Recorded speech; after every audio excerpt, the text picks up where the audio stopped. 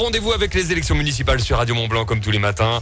Et la rédaction est bien sûr avec moi. Sébastien Voineau, bonjour. Bonjour Romain, bonjour à tous. Et c'est le dernier rendez-vous avec Cluse pour cette semaine, ce vendredi 28 février.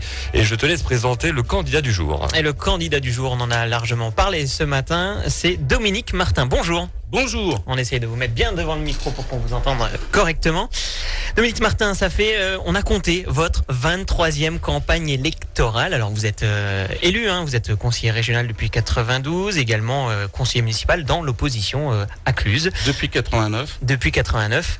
Un vieux routard de la politique quand même. Conseiller communautaire. Conseiller communautaire également. Et puis vous avez aussi des responsabilités au niveau du Front National. Oui, ça fait 30 ans que je défends les mêmes valeurs et les mêmes convictions, ce qui n'est pas le cas de mes concurrents à Cluse qui régulièrement changent de parti politique ou de liste. Alors, on va en parler. Simplement, parlons de votre candidature et de votre liste tout d'abord. Est-ce que la question est traditionnelle? Est-ce que votre liste est-elle complète et même déposée puisque la date limite, c'est la semaine prochaine? Elle a été déposée hier. Je vous remercie. Faites-moi confiance. Nous serons présents. Donc, vous serez bien présents. Voilà, la liste est déposée. Alors, votre projet, votre programme, d'abord, on peut supposer, quand on est dans l'opposition, que vous souhaitez revenir un petit peu sur le mandat passé. Oui, il faut tirer un bilan d'abord. Il faut faire un bilan d'un état des lieux, savoir ce qui se passe. Deuxièmement, il faut demander l'avis des Clusiens. Vous avez fait un questionnaire. Parce que les candidats disent connaître Cluse. Moi aussi, je connais Cluse, j'y suis né. Mais que pensent réellement les Clusiens? Il faut leur poser la question. J'ai fait un questionnaire. Il y a plus de 300 foyers qui m'ont répondu. Ça fait 1500 personnes. Et partant de ce que souhaitent les Clusiens, de leur angoisse, de leur peur, de leur désir, j'ai fait un programme. Alors, simplement, revenons simplement sur le bilan du mandat. Comment vous l'analysez, ce bilan? Il est assez fâcheux, c'est le bilan de Monsieur Mivelle. Les gens oublient peut-être que Monsieur Mivelle est quand même conseiller de la majorité depuis 19 ans et qu'il est maire adjoint depuis 14 ans. Donc Monsieur Mivelle explique aux Clusiens qu'il arrive, qu'il est tout neuf, qu'il est immaculé et qu'avec lui les choses vont changer. Non, elles vont pas changer, elles vont continuer. Alors, simplement pour préciser, le maire c'est quand même Jean-Claude Léger. Non, il est maire adjoint. Il était maire adjoint, donc soit il était d'accord avec Monsieur Léger et il assume le bilan qui est désastreux, soit il devait être contre et démissionner et remettre son mandat. Donc Monsieur Mivelle, dans un cas comme dans un autre, est un menteur. Alors, simplement, vous souhaitez effectivement revenir sur quoi? Sur le bilan du mandat, qu'est-ce qui ne vous convenait pas finalement? Cluse était la 4e ville du département, elle est en désœuvrée maintenant, alors que le département est le 4e département le plus attractif de France. Cluse a perdu des habitants. Alors une ville qui perd des habitants, ça veut dire que les gens s'y sentent mal, et c'est pas un bon bilan. Cluse fait partie des 14 villes de plus de 9000 habitants en Haute-Savoie où le taux de chômage est le plus élevé, 12,3% de chômage. L'insécurité non maîtrisée.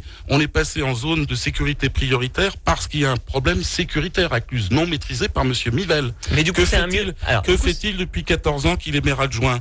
Il y avait une maternité à Cluse, il y en a plus. Il y avait une clinique qui devient une infirmerie de campagne. La moyenne des médecins généralistes et spécialistes est de 2 fois inférieure à la moyenne départementale. Beau bilan. Il y avait 3 salles de cinéma, il y en a plus. Il y avait 2 marchés dynamiques, il y en a un qui est en train de crever. Le commerce disparaît à Cluse et ainsi de suite. Cerise sur le gâteau, il nous laisse une mare au canard en plein centre-ville. C'est le bilan de Monsieur Mivelle. Alors, il est co-responsable depuis 19 ans de ce qui se passe à Cluse.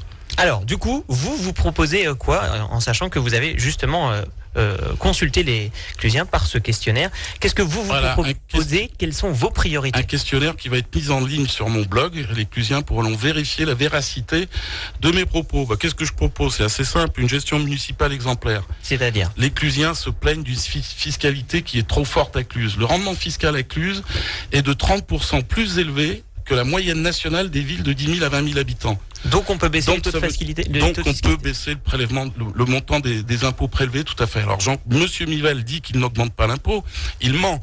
Il dit qu'il n'augmente pas le taux de l'impôt. Mais comme l'assiette augmente, en valeur brute, ce qui sort de ma poche continue d'augmenter. Donc, alors vous souhaitez les baisser de combien ces impôts? Alors d'abord, on va cesser l'augmentation de la base qui augmente naturellement par la diminution du taux de l'impôt. C'est-à-dire que l'impôt, d'abord, on va le laisser à ce qui est constant, ce qui sort de la poche, on va pas l'augmenter, et après on va le diminuer de 2% régulièrement, ce qui fait que sur 6 ans, un mandat de 6 ans, l'impôt devrait pouvoir diminuer de près de 12%.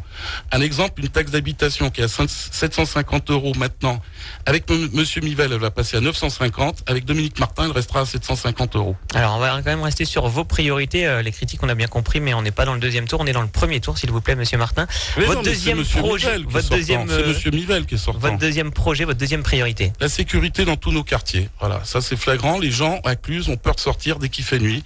D'une part, et d'autre part, il faut savoir que le racket et la vente de drogue est organisée dans nos collèges et dans nos lycées. Tous. Il y a eu un papier dans le Dauphiné Libéré avant-hier. Merci de faire de la publicité pour nos concurrents. Simplement. Mais quand je suis avec le Dauphiné Libéré, je cite l'excellente station Radio Mont-Blanc. Merci bien. Alors simplement, il y a quand même une zone de sécurité prioritaire. Est-ce que ça n'a pas apporté du mieux, ça ? Pour l'instant, non. On fait que déplacer un petit peu les problèmes de délinquance, mais tant mieux.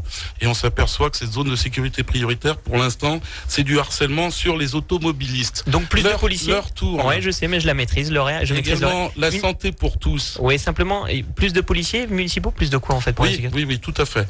La moyenne des villes de 10 000 à 20 000 habitants, c'est un agent pour 1000 habitants, ce qui, à Cluses, devrait en faire 18. Or, l'effectif actuel est de 13. Et Cluses est le chef-lieu d'un bassin de vie de 50 000 habitants et on est en ZSP. Ça veut dire qu'on devrait tourner à 2 au moins agents pour 1000 habitants. Voilà qui est clair. Avec des moyens humains, financiers et des moyens techniques. Alors la santé, effectivement, c'est une vraie thématique sur Cluses. La santé, je l'ai dit. On avait une clinique, on n'en a plus. Et la moyenne des médecins spécialistes et généralistes est 2 fois inférieure à la moyenne départementale. Donc, sauver cette clinique.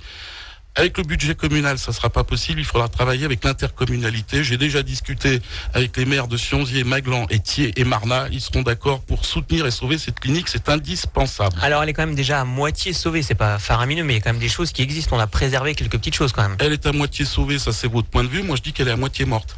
D'accord. C'est le verre à moitié vide ou à moitié plein. C'est QFD. On peut plus naître à Cluses. C'est pas normal.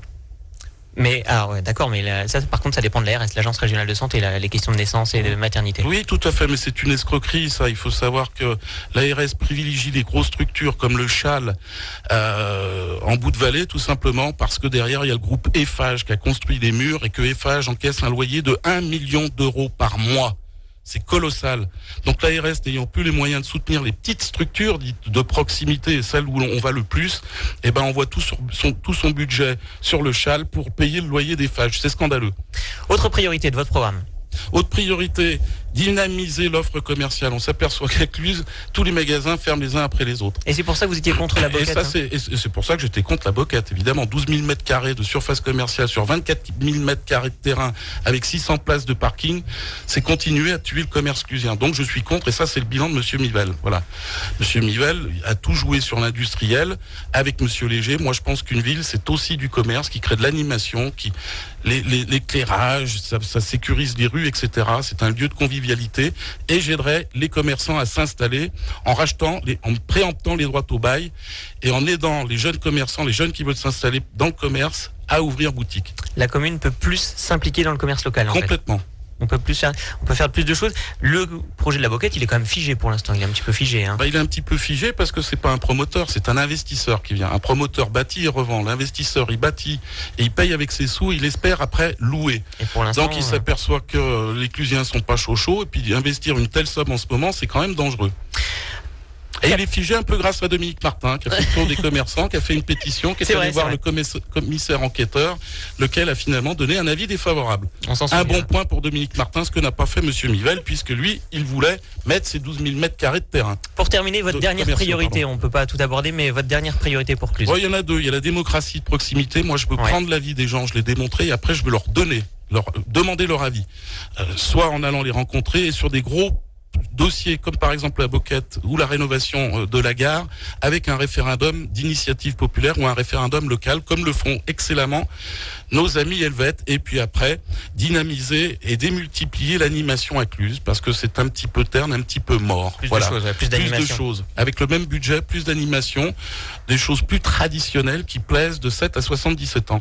Eh bien, merci à vous, Dominique Martin. Vous étiez ce matin en direct sur Radio Mont-Blanc. On donne 2 informations pour terminer. Tout d'abord, votre première réunion publique, ça sera le 19 mars à 20h en mairie, à Cluses, évidemment. Et puis, votre site internet pour se référer à vos propositions, www.dominique-martin.info.